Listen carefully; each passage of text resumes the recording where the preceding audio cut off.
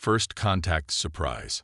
Ambassador Xylith of the Galactic Concordat had seen many species make their first contact with the wider galactic community. After 12 cycles as first contact specialist, the protocol was practically encoded in her neural pathways. Yet as she stared at the data streaming across her terminal, her fourth set of eyes began twitching, a sure sign that something was very, very wrong. "Run the analysis again," she commanded her AI assistant. "These readings cannot be correct." Analysis confirmed for the 7th time. "Ambassador," the AI responded with what Xylith swore was a hint of amusement. "The human vessel approaching the Concordat station is indeed powered by what appears to be a contained artificial singularity." Xylith's membrane flickered with disbelief. Every species followed a predictable path of technological development. First came chemical rockets, then ion drives, followed by fusion propulsion once they managed to colonize their local system. Only after centuries of careful development did species typically achieve anything close to what this human vessel was displaying. Yet here they were, barely 2 centuries into their space age, cruising toward her station in a ship that shouldn't exist. The human vessel, dubbed Armstrong, was relatively small by Concordat standards, barely half a kilometer in length. But its energy signature was off the charts, and its whole composition included materials that most species took millennia to develop. Most disturbing of all, it had simply appeared at the edge of the station's sensor range, as if it had stepped through a door in space itself. "Ambassador," her assistant chimed. "They're hailing us. Standard radio waves, but the encoding is unusual." "Put them through," Xylith ordered, straightening her posture and ensuring all 4 sets of her eyes were focused on the main screen. The image that appeared showed a human female, dark-skinned with silver-streaked hair pulled back in what Xylith's cultural database identified as a braid. She wore a simple blue uniform with minimal ornamentation. "Greetings, Concordat Station," the human said in perfect galactic standard. "This is Captain Maya Chen of the Earth exploration vessel Armstrong. We come in peace and friendship." Xylith managed to keep her membrane from flickering too obviously. "Greetings, Captain Chen. I am Ambassador Xylith. We've been monitoring your species development for some time, but we hadn't expected contact for at least another century. Your technological advancement is unprecedented." The human captain smiled. A gesture Xylith's database assured her was friendly. "Ah, yes. We've actually been aware of the Concordat for about 50 years now. We picked up your long-range communications and decided to take our time, study, and prepare before making contact." 50 years. Xylith's membrane rippled in shock. "But our stealth systems were very good," Chen nodded. "But we have a saying on Earth. Necessity is the mother of invention.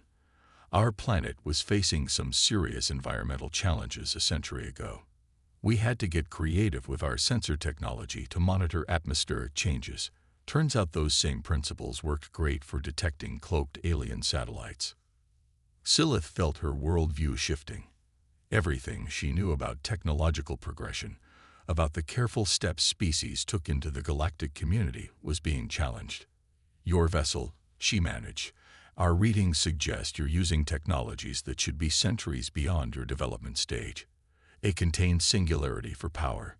Some kind of space-folding drive." Captain Chen's smile widened. "Oh, the gravity drive. That was actually a happy accident. We were trying to develop better ways to clean up space debris around Earth, experimenting with controlled gravitational fields. One of our scientists spilled coffee on her calculations one morning, and well," she shrugged, "sometimes mistakes lead to breakthroughs." "Coffee." Xylith made a mental note to research this substance immediately. "As for the space folding, we call it the Klein-Martins drive. That came from our particle physicists getting into an argument with our science fiction writers at a convention. The writers insisted that their ideas about faster-than-light travel weren't completely impossible, and the physicists set out to prove them wrong. Turns out they were both right and wrong in interesting ways." Xylith's training was deserting her. This wasn't how first contact was supposed to go. Species were supposed to be nervous, cautious, overwhelmed by the existence of galactic civilization. They weren't supposed to show up with impossible ships and casual explanations about coffee accidents and writer-scientist arguments. "Captain Chen," she said carefully, "I hope you understand that your arrival will cause quite a stir in the Concordat. Many of our member species took millennia to develop the technologies you seem to have stumbled upon." "Oh, we understand completely," Chen replied. "That's partly why we waited to make contact. We wanted to make sure we could present ourselves as equals, not as newcomers to be patronized or potential threats to be contained. We've studied your history quite thoroughly, Ambassador. We know how the Concordat sometimes guides younger species along approved technological paths." The implied message was clear. Humanity had not only developed on its own path, but had done so knowing full well about the established order they were bypassing. "Well," Silith said, falling back on diplomatic training, "perhaps you'd like to dock and begin formal contact procedures. I have many questions about your species development, and I'm sure you have questions of your own." "We'd be delighted," Chen responded. "Though I should warn you, we brought along some of that coffee I mentioned. Our xenobiologists are quite curious to see how other species react to it." As Silith watched the impossible human ship maneuver towards the docking bay with perfect precision, she had a feeling that coffee would be the least of the surprises humanity had in store for the galaxy. She'd need to contact the High Council immediately. But first, she was very curious about this coffee. The galaxy was about to become a much more interesting place. The engineering impossibility. 6 months after humanity's dramatic entrance into galactic society, Ambassador Xylith found herself in yet another emergency council session. The massive circular chamber of the Concordat's High Council was packed with representatives from 200 species, all talking at once about the latest crisis. The Proxima Centauri colony was facing imminent destruction. A rogue brown dwarf, previously undetected, was on a collision course with the system. The colony, home to over 3 million members of the silicon-based Thraxi species, had less than 2 years before impact would render their planet uninhabitable. Order. High Counselor Vex's crystalline form pulsed with authority. "We have reviewed all possible solutions. The evacuation plans are being finalized. It is regrettable, but the physics are undeniable." "Actually," a voice called from the human delegation section, "we might have an idea about that." All eyes in the chamber turned to Dr. Sarah Martinez, Earth's lead scientist at the Concordat. She stood, her weathered face serious, but her eyes bright with that peculiar gleam Silith had come to recognize as the human problem-solving look. "The calculations are quite clear." Third speaker mathematician clicked through its mandibles. "The brown dwarf's mass and trajectory make intervention impossible. Even our most powerful gravitational manipulators cannot affect an object of that size." "True," Martinez agreed, bringing up a holographic display. "If we try to move the brown dwarf. But what if we move the planet instead?" The chamber erupted in chaos. Silith watched as various species displayed their versions of disbelief. The Thraxi's crystal matrices flickered rapidly. The Vorax delegation's tentacles twisted into knots, and several energy-based species briefly destabilized. "Impossible," multiple voices shouted at once. "Moving an entire planet would require energy levels beyond anything we can generate," the mathematician insisted. "The gravitational stresses alone would tear the planet apart." Martinez smiled. "Unless we don't move it all at once, we're proposing what we call a gravity tug system. Multiple smaller pulls rather than one big one." She expanded her hologram, showing a complex network of satellites surrounding the Thraxi colony world. "We've been working with some of the concepts from our Klein-Martins drive. Instead of trying to move the planet directly, we create a series of microscopic artificial gravity wells around it. Each one pulls just slightly, building up momentum gradually over months. The energy requirements would still be astronomical," a Vorax scientist objected. "That's where coffee comes in again," Martinez grinned. Well, not coffee exactly, but the same principle. We noticed that when we make coffee in zero gravity, the liquid forms these fascinating patterns due to surface tension and thermal gradients. One of our engineers realized we could apply similar principles on a larger scale, using the planet's own magnetic field to help generate the energy we need. The chamber fell silent as Martinez continued explaining. The plan was audacious, combining technologies in ways no one had considered before. It involved principles from Earth's weather control systems, orbital mechanics that seemed to bend conventional physics, and energy generation methods that made several of the energy-based species pulse with interest. Even if this works, High Counselor Vex noted, the precision required would be beyond our computational capabilities. That's why we're proposing to use human pilots, Martins replied. Our neural interfaces, combined with our eye assistance systems, should provide the necessary reaction times and adjustments. Human pilots. Silith couldn't help but interject. The gravitational forces at that scale would normally be fatal. Yes, Martinez nodded. But we've developed a new type of inertial dampening system. We call it the hamster ball. Another accident, actually. One of our engineers was watching old videos of pet rodents rolling around in plastic spheres and had an epiphany about gravitational wave dispersion. The Galaxy delegation's leader rose, their crystalline form catching the chamber's light. Our people have lived on that world for 12 generations. We had resigned ourselves to losing our home. If there is even a chance. There's a chance, Martins said firmly. We've run the simulations thousands of times. It won't be easy, and we'll need help from several member species, particularly with materials we haven't mastered yet. But we can save your world. Silith watched as the chamber buzzed with discussion. The humans had done it again. Taken established scientific principles, mixed them with seemingly random observations about coffee and rodent toys, and proposed something that should be impossible. Dr. Martinez, she called out. How did you even begin to develop this solution? The problem was only brought to the council 3 days ago. Martinez looked slightly embarrassed. Well, we actually came up with most of this about 40 years ago, back when we first detected your communications and learned about the Concordat. We started running scenarios about various problems we might encounter in galactic society. This was solution number 42 for what if we need to move a planet. You planned for this specific scenario 40 years ago. Silith's membrane rippled in disbelief. Oh no, Martins laughed. The original plan was in case we needed to move Earth to avoid an invasion. We've modified it quite a bit since then. The coffee part is new.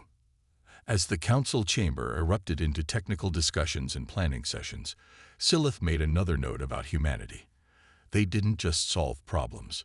They solved problems that hadn't even happened yet, inspired by hot beverages and small animals in plastic balls. The galaxy was definitely becoming more interesting by the day. The cultural exchange.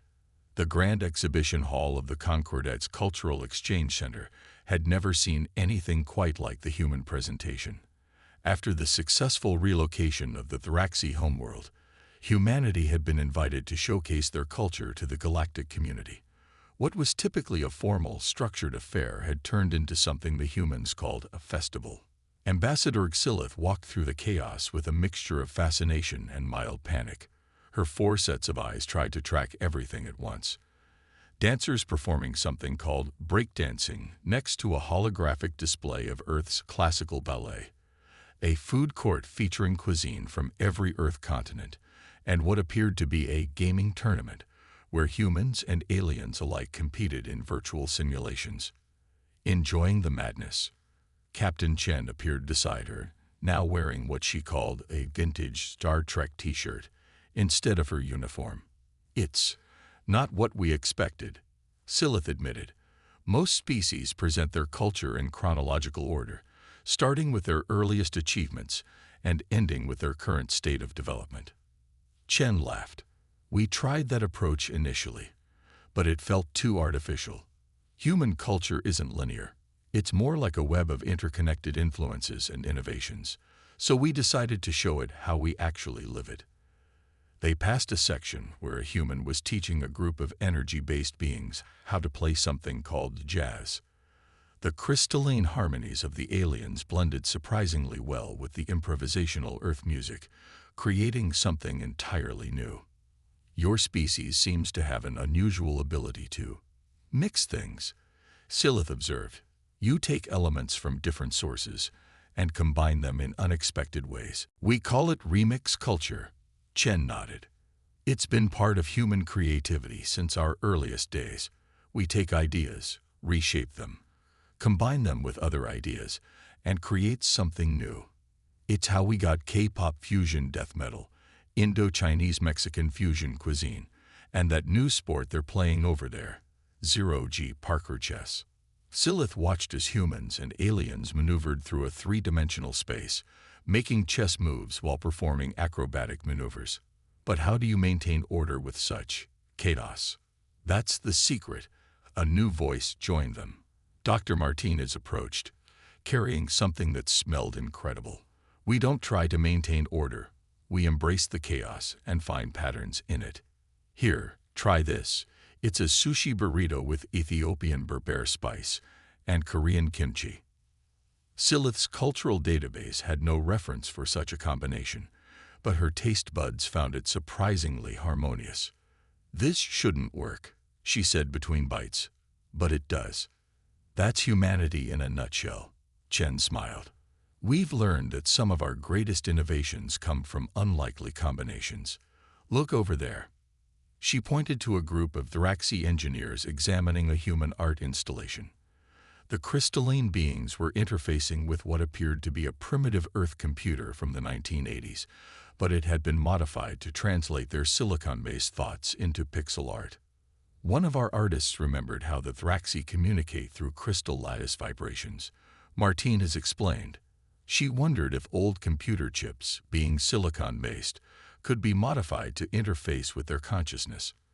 Turns out they're amazing at creating digital art once they understand the medium. But that's not what that technology was designed for, Silith protested. Exactly. Chen beamed. We have a saying. The streets find their own uses for things.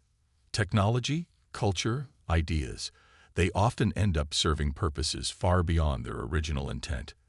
We've learned to embrace that. They passed a section where human children were teaching young aliens from various species how to play hopscotch, while simultaneously learning alien games that involved gravitational manipulation and photon exchange. The games had somehow merged into a new form that incorporated elements of all of them. This is why we waited to make contact, Chen said softly. We knew our approach to, well, everything might be disruptive to galactic society. We wanted to be sure we could present it in a way that showed its value rather than just its chaos. Silith watched as a human chef collaborated with a plasma-based being to create a dish that existed partially in energy state and partially in matter state. You're changing us, she realized. All of us. Not through force or technology, but through this. We're all changing each other, Martins corrected. Look at how many humans have adopted alien art forms and ideas. We're not replacing anyone's culture. We're creating new possibilities together. A commotion drew their attention to the center of the hall, where a human street performer had somehow convinced representatives from 15 different species to participate in a spontaneous percussion circle, using everything from traditional drums to crystalline resonance and plasma fluctuations to create a rhythm that had half the exhibition dancing. Ambassador, Chen said, noting Silith's membrane flickering with concern, I know this all seems chaotic and unpredictable. But sometimes the most beautiful patterns emerge from chaos. Humanity's gift isn't just our technology or our problem solving. It's our ability to find connections where others see only disorder. As Silith watched the impromptu concert evolve into something that defied classification, part music, part physics experiment, part cultural exchange, she understood something about humans that hadn't been apparent before. They weren't just adapting to the galaxy. They were helping the galaxy adapt to itself, breaking down barriers that no one had even recognized as barriers. And somehow, they were doing it with street dance, fusion food, and games of zero-G Parker chess. The galaxy wasn't just becoming more interesting, it was becoming more human, and in doing so, more itself than ever before. The war that wasn't. The Concordet's emergency council chamber had never been so tense. The holographic displays showed a massive fleet of Valkyrie warships approaching Concordat space. The Valkyrie, a newly discovered species from the galactic rim, had already conquered 3 independent systems and showed no signs of stopping. Their technological level is unprecedented. High Counselor Vex's crystalline form pulsed with concern. Our analysis suggests they've somehow managed to reverse engineer and weaponize several ancient artifacts found in their home system. Ambassador Xylith watched as Captain Chen and Dr. Martinez exchanged glances. The humans had been unusually quiet during this emergency session, which she learned was often more worrying than their typical stream of unconventional suggestions. They're not responding to any diplomatic overtures, the Vorax delegation reported. Their only message has been, submit or be cleansed. If I may, Chen finally spoke up, we might have a solution. Though, well, it's very human. At this point, Xylith said, very human solutions have proven quite effective. Martins brought up a new holographic display. We've been analyzing the Valkyrie fleet's energy signatures. Their weapons technology is based on artifacts from the precursor civilization, but their basic ship systems, life support, navigation, computer systems are much more primitive. They're like someone who found a fusion reactor but is still using Windows 95. Several council members had to pause while their translation systems processed that reference. More importantly, Chen continued, they're using a centralized command and control system. All their ships are linked to a main flagship through what appears to be, well, basically space Wi-Fi. And, Vex prompted. And Martins grinned, we'd like to introduce them to something we call tech support scammers, but in reverse. The plan they outlined was both brilliant and absurd. Instead of engaging the Valkyrie fleet in battle, the humans proposed to hack their systems using techniques inspired by Earth's most annoying digital phenomena. Spam emails, pop-up ads, and fake system alerts. You want to send them computer viruses. Xylith's membrane flickered in disbelief. More like an entire digital ecosystem, Martinez explained. We've modified some classic Earth malware to work with their systems. When their fleet enters the target zone, they'll start receiving thousands of messages about their ship's extended warranties expiring. Meanwhile, Chen added, their navigation screens will be flooded with pop-up ads for local singles in their area. We've created some very interesting ad-generated profiles mixing various species. Their weapon systems will start getting notifications about hot plasma coils ready to meet them. The council chamber was dead silent as the humans continued explaining their plan.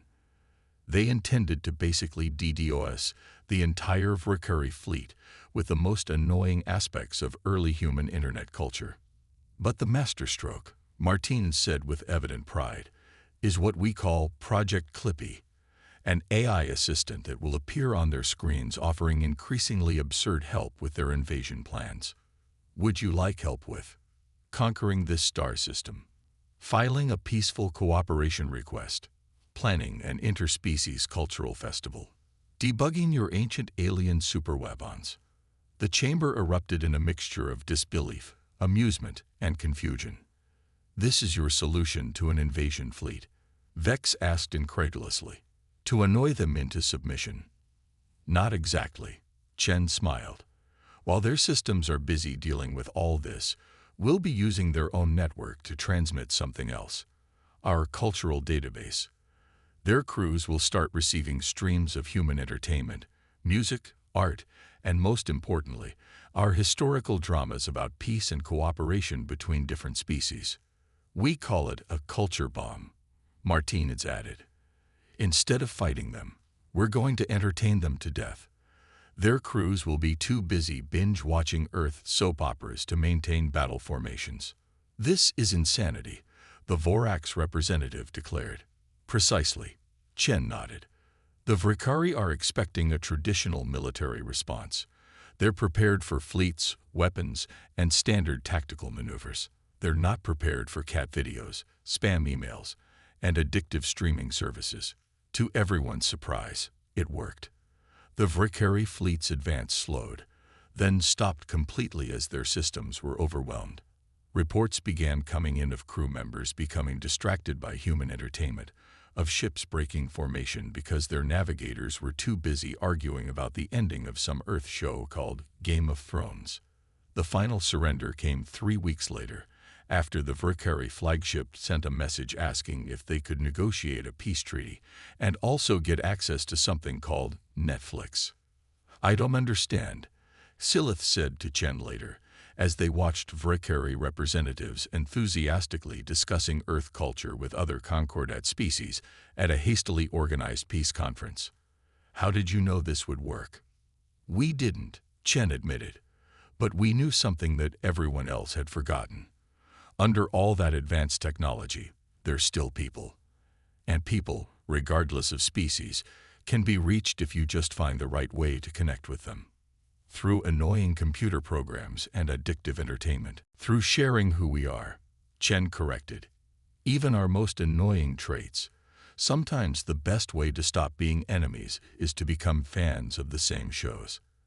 As Silith watched a group of former Vrikari warriors passionately debating theories about various Earth series with representatives from other species, she realized humanity had achieved something remarkable.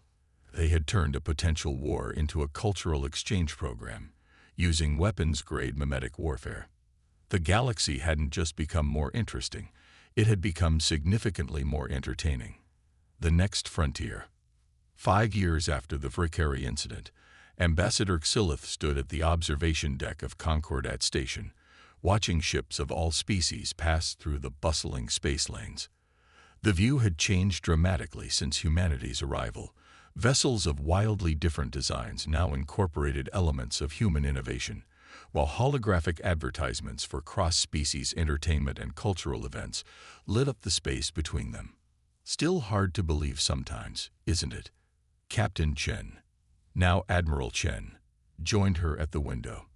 The human had a few more gray hairs now, but her eyes still held that characteristic spark of curiosity. "Indeed," Silith agreed, her membrane rippling with amusement as she watched a Thraxi crystal ship pass by, its hull decorated with what appeared to be Earth-style street art rendered in bioluminescent organisms. "Your species has changed everything." "We all changed together," Chen corrected, sipping from her ever-present coffee cup. "That's actually what I came to talk to you about. We've got a new proposal for the Council." Silith's 4 sets of eyes focused on Chen. "The last time you had a proposal, we ended up with the Intergalactic Cultural Olympics, where species compete in everything from traditional sports to meme creation." "This is bigger," Chen said, pulling up a holographic display. "We call it the Frontier Initiative. We've been studying the galactic barrier at the edge of known space. You know, the one that's supposedly impassable." "Supposedly?" Silith's membrane flickered nervously. "Dr. Martinez's team has been working with scientists from 12 different species. They've combined Vrikari artifact technology, Thraxi crystal computing, Vorax energy manipulation, and human chaos theory. We think we've found a way through." The display showed a massive structure unlike anything Silith had seen before. "What am I looking at?" "We're calling it a bridge," Chen explained. "Part ship, part station, part... well, we're not entirely sure yet. It's designed to create a stable passage through the barrier by..." How did Martinez put it? "Condensing spacetime that it was always connected there anyway." "That's not possible," Silith said automatically, then caught herself. "Though I suppose I should know better than to use that phrase around humans by now." Chen laughed. "The best part is, it's not just a human project. The design incorporates innovations from every major species in the Concordat. Even the Vrikari contributed their artifact research. It's truly a galactic effort." "And what do you expect to find beyond the barrier?" "That's just it. We don't know. New physics, new species, new possibilities, maybe even answers about the precursors. But the important thing isn't what we'll find. It's how we're approaching it. Together. Silith watched as another ship passed by. This one a human vessel, but crewed by members of at least 6 different species, according to its registry. "You've transformed us," she said softly. "In just 5 years, you've changed how the galaxy thinks." "We just reminded everyone how to play." Chen smiled. "Humans aren't special because we're smarter or more advanced. We're special because we never lost that childhood sense of what if. When we see something impossible, we don't think that can't be done. We think, how can we do it differently?" The hologram shifted to show construction already underway on the bridge project. Teams of mixed species worked together, combining technologies and methodologies in ways that would have been unthinkable just a few years ago. "You know what the really interesting thing is?" Chen mused. "We're starting to see the next generation of innovations, things that aren't human or Thraxi or Vorax, but truly galactic. New art forms, new technologies, new ways of thinking that could only come from all of us working together. Like that." Silith pointed to a passing ship using a propulsion system that combined human gravity manipulation, Fricari artifact tech, and Draxi crystal matrices. "Exactly. We're not just sharing what we know. We're creating something entirely new. The galaxy isn't becoming more human. It's becoming more itself. More connected, more creative, more willing to try the impossible." An alert chimed on Chen's device. "Speaking of impossible, you should come see this. Martinez's team is testing a new communication system based on quantum-entangled coffee cups. Don't ask me how they got the idea." As Silith followed Chen through the station's corridors, passing dozens of species working, playing, and creating together, she reflected on how far they'd come. Humanity hadn't conquered the galaxy or dominated it with superior technology. Instead, they'd done something far more profound. They taught the galaxy how to surprise itself. The next frontier wasn't just about exploring beyond the barrier. It was about continuing to explore new ways of thinking, new ways of cooperating, new ways of being.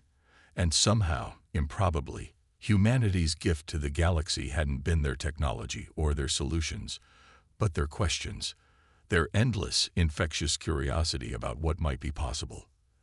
As they reached the laboratory where Martins was excitedly explaining how coffee quantum entanglement could revolutionize faster-than-light communication, Silith realized something.